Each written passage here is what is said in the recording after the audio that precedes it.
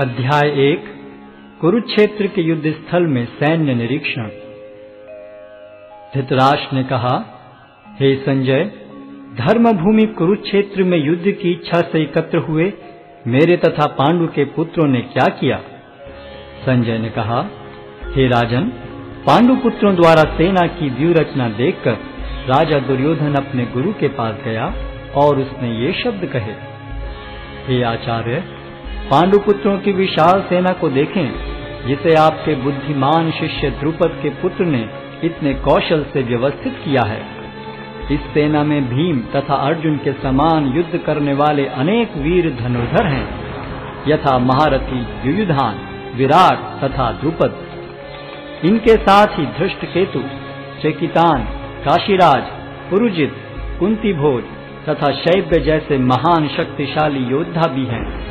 पराक्रमी युधामन्यु, अत्यंत शक्तिशाली उत्तमौजा, सुभद्रा का पुत्र तथा द्रौपदी के पुत्र, ये सभी महारथी हैं। किंतु हे ब्राह्मण श्रेष्ठ, आपकी सूचना के लिए मैं अपनी सेना के उन नायकों के विषय में बताना चाहूंगा जो मेरी सेना को संचालित करने में विशेष रूप से निपुण हैं। मेरी सेना में स्वयं आप, भीष्म, कर्ण, कृपाचार्य, अश्वत्थामा, विकर्ण तथा सोमदत्त का पुत्र भूरिश्रवा आदि हैं, जो युद्ध में सदैव विजयी रहे हैं। ऐसे अनेक वीर भी हैं जो मेरे लिए अपना जीवन त्याग करने के लिए उद्यत हैं। वे विविध प्रकार के हथियारों से सुसज्जित हैं और युद्ध विद्या में निपुण हैं। हमारी शक्ति अपरिमेय है और हम सब पितामह द्वारा भली भांति संरक्षित हैं, जबकि पांडवों की शक्ति भीम द्वारा भली भांति संरक्षित होकर भी सीमित है। अतएव सैन्य व्यूह में अपने अपने मोर्चों पर खड़े रहकर आप सभी भीष्म पितामह को पूरी सहायता दें। तब कुरुवंश के वयोवृद्ध परम प्रतापी एवं वृद्ध पितामह ने सिंह गर्जन की सी ध्वनि करने वाले अपने शंख को उच्च स्वर में बजाया, जिससे दुर्योधन को हर्ष हुआ। तत्पश्चात शंख, नगाड़े, बिगुल, तुरही तथा सिंह सहसा एक साथ बज उठे। वह समवेत स्वर अत्यंत कोलाहलपूर्ण था। दूसरी ओर से श्वेत घोड़ों द्वारा खींचे जाने वाले विशाल रथ पर आसीन कृष्ण तथा अर्जुन ने अपने अपने दिव्य शंख बजाए। भगवान कृष्ण ने अपना पांचजन्य शंख बजाया, अर्जुन ने देवदत्त शंख तथा अति भौजी एवं अति मानवीय कार्य करने वाले भीम ने पौंड्र नामक भयंकर शंख बजाया। हे राजन, कुंती पुत्र राजा युधिष्ठिर ने अपना अनंत विजय नामक शंख बजाया तथा नकुल और सहदेव ने सुघोष एवं मणिपुष्पक शंख बजाए। महान धनुर्धर काशीराज, परम योद्धा शिखंडी, धृष्टद्युम्न, विराट, अजय सात्यकी, द्रुपद, द्रौपदी के पुत्र तथा सुभद्रा के महाबाहु पुत्र आदि सबों ने अपने अपने शंख बजाए। इन विभिन्न शंखों की ध्वनि कोलाहल पूर्ण बन गई, जो आकाश तथा पृथ्वी को शब्दायमान करती हुई धृतराष्ट्र के पुत्रों के हृदय को विदीर्ण करने लगी। उस समय हनुमान से अंकित ध्वजा लगे रथ पर आसीन पांडु पुत्र अर्जुन अपना धनुष उठाकर तीर चलाने के लिए उद्यत हुआ। हे राजन, धृतराष्ट्र के पुत्रों को व्यूह में खड़ा देखकर अर्जुन ने श्री कृष्ण से ये वचन कहे। अर्जुन ने कहा, हे अच्युत, कृपा करके मेरा रथ दोनों सेनाओं के बीच ले चलें, जिससे मैं यहाँ उपस्थित युद्ध की अभिलाषा रखने वालों को और शस्त्रों की इस महान परीक्षा में जिनसे मुझे संघर्ष करना है उन्हें देख सकूं। मुझे उन लोगों को देखने दीजिए जो यहाँ पर धृतराष्ट्र के दुर्बुद्धि पुत्र दुर्योधन को प्रसन्न करने की इच्छा से लड़ने के लिए आए हुए हैं। संजय ने कहा, हे भरतवंशी, अर्जुन द्वारा इस प्रकार संबोधित किए जाने पर भगवान कृष्ण ने दोनों दलों के बीच में उस उत्तम रथ को लाकर खड़ा कर दिया। भीष्म, द्रोण तथा विश्व भर के अन्य समस्त राजाओं के सामने भगवान ने कहा कि हे पार्थ, यहाँ पर एकत्र सारे कुरुओं को देखो। अर्जुन ने वहां पर दोनों पक्षों की सेनाओं के मध्य में अपने चाचा ताऊओं, पितामहों, गुरुओं, मामाओं, भाइयों, पुत्रों, पौत्रों, मित्रों, ससुरों और शुभ चिंतकों को भी देखा। जब कुंती पुत्र अर्जुन ने मित्रों तथा संबंधियों की इन विभिन्न श्रेणियों को देखा तो वह करुणा से अभिभूत हो गया और इस प्रकार बोला। अर्जुन ने कहा, हे कृष्ण, इस प्रकार युद्ध की इच्छा रखने वाले अपने मित्रों तथा संबंधियों को अपने समक्ष उपस्थित देखकर मेरे शरीर के अंग कांप रहे हैं और मेरा मुख सूखा जा रहा है।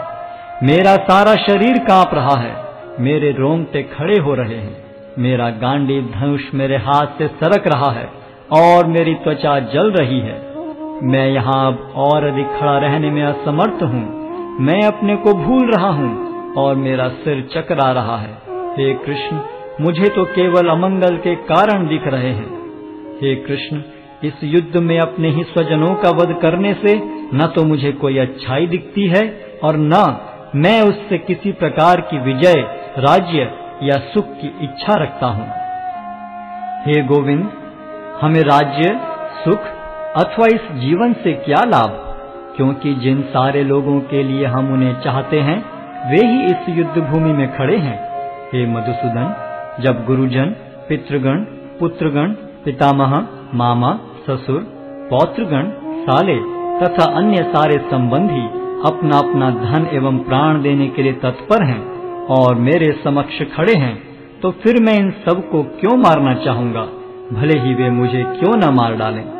हे जीवों के पालक, मैं इन सबों से लड़ने को तैयार नहीं, भले ही बदले में मुझे तीनों लोग क्यों न मिलते हों। इस पृथ्वी की तो बात ही छोड़ दें। भला धृतराष्ट्र के पुत्रों को मारकर हमें कौन सी प्रसन्नता मिलेगी। यदि हम ऐसे आतताइयों का वध करते हैं तो हम पर पाप चढ़ेगा। अतः यह उचित नहीं होगा कि हम धृतराष्ट्र के पुत्रों तथा उनके मित्रों का वध करें। हे लक्ष्मीपति कृष्ण, इससे हमें क्या लाभ होगा और अपने ही कुटुंबियों को मारकर हम किस प्रकार सुखी हो सकते हैं।